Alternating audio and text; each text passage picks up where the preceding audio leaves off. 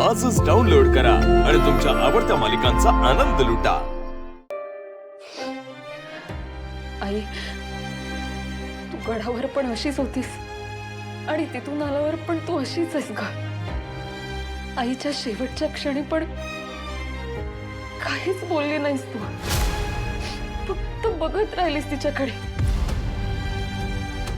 काय झालंय, काय घडलंय मला सांग ना ग। मला कसलाच अंदाज येत नाहीये।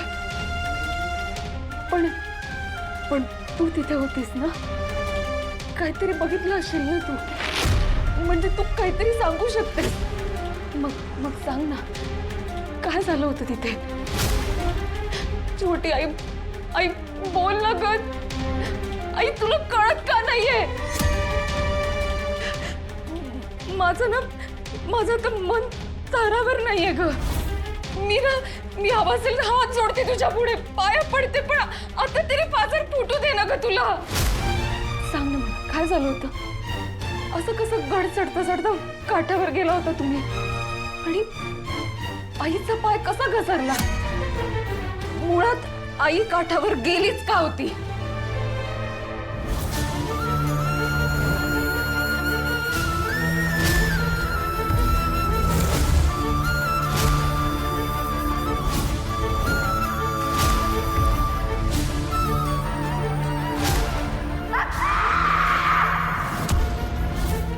आणि तू हे सगळं होत असताना तू शांत कशी बसलीस का?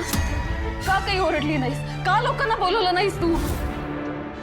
आई, माझी आई गेल्यापासून ना मला फक्त तुझा आधार आहे का?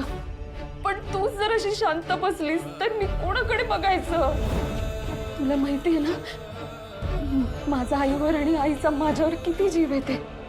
मग सांग ना, काय झालं होतं?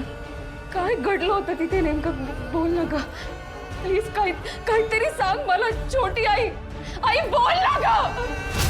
हे बघ, तिथे ना फक्त तू एकटी होतीस, त्यामुळे नेमकं काय झालं, कसं झालं हे तुला नक्कीच माहिती असणार आहे। आणि तरी तू मला सांगत नसेल ना, तर मग कसं आई म्हणू मी तुला? सांग मला तूच। मी माझ्या आईला गमावलंय ग, पण तू तुझी मुलगी गमवू नकोस एवढंच सांगते मी तुला। हे बघ, आज ना उद्या लोक तुला नको नको ते प्रश्न नक्कीच विचारतील, तुझ्यावर संशय घेतील। त्यापेक्षा ना आत्ता काय ते बोल आणि मोकळी हो। बोल, हा, काय झालं होतं? काय बघितलं होतंस तू? बोल ना माझ्याशी, काहीतरी ते बोल।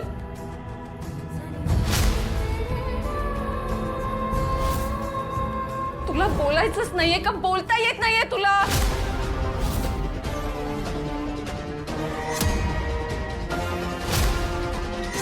तुझी वाचा गेली?